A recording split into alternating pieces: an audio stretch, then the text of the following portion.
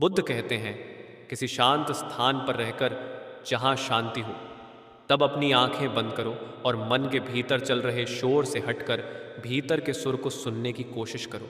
सुर निरंतर चलता रहता है, लेकिन बाहर के शोर के कारण तुम अपने मन के भीतर चल रहे सुर को नहीं सुन पाते हो। चंचल मन को शांत करना बहुत ज़रूरी होता है, क्योंकि अशांत मन में कई सवाल होते हैं और यह इधर उधर भटक सकता है। गौतम बुद्ध मन को शांत करने के आयामों के बारे में बताते हैं। हम सभी जानते हैं कि व्यक्ति का मन बहुत चंचल होता है। यही कारण है कि मन अशांत रहता है और कई तरह के सवालों का जन्म भी अशांत मन के कारण ही होता है।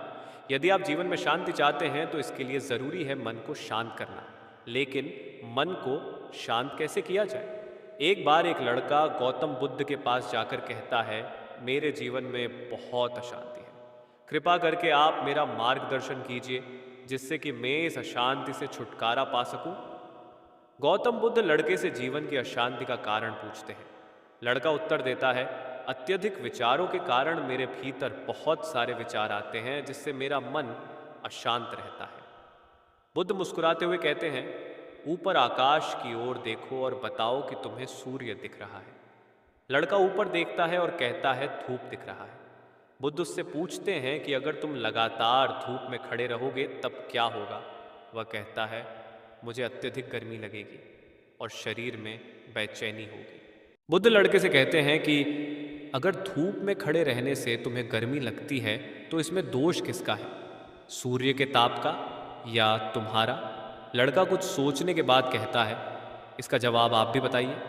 बुद्ध कहते हैं, सूर्य का काम है ताप देना और ताप का काम है गर्मी लगना। ऐसे में तो दोष तुम्हारा ही है कि तुम धूप में जाकर खड़े हुए जिससे कि तुम्हें गर्मी लगी।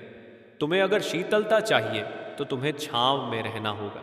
ठीक इसी तरह चंचल मन का भी स्वभाव होता है विचारों और भावनाओं को जागृत करना। विचार क्षण भर के लिए होते हैं, लेकिन विचार से पैदा हुई भावनाएं देर तक टिकी रहती हैं। लेकिन यह तुम्हें निर्णय लेना है कि तुम्हें विचार और भावनाओं के साथ चलना है या अलग दिशा बनानी है। तो मन को शांत कैसे करें? बुद्ध कहते हैं, मन को शांत करने के लिए तन के आयाम पर काम करना सबसे आसान तरीका है। शरीर के स्तर पर हमारी कर्मेंद्रियां और ज्ञानेंद्रियां हैं। कर्मेंद्रियां कर्म और ज्ञानेंद्रियां ज्ञान से जुड़ी होती हैं। इसे हम अपनी संवेदनशीलता को बढ़ा सकते हैं, यानी हम जो भी काम करें उसे आनंद के साथ करें। मन के आयाम से हटकर तन के आयाम पर जाने से ही तुम्हारा चित्त शांत होगा। ऐसा करने से तुम मन के आयाम से हटकर शरीर के आयाम पर आ जाओगे, ठीक उसी तरह जैसे तुम धूप से हटकर छांव में आ सकते थे। मन के आयाम से हटने पर तुम्हारी जागरूकता तन पर आ जाएगी। जब तुम तन के आयाम पर काम करोगे तब तुम्हारा चित्त शांत होगा। इसलिए हर काम को तन के आयाम पर करने से मन स्वतः शांत हो जाता है। अपने मन के विचार और भावना को नहीं बल्कि सुर को सुनो। लड़का बुद्ध से कहता है, अपने भीतर के सुर को कैसे सुने? बुद्ध कहते हैं, किसी शांत स्थान पर रहकर जहाँ शांति हो, तब अपनी आंखें बंद करो और मन के भीतर चल रहे शोर से हटकर भीतर के सुर को सुनने की कोशिश करो।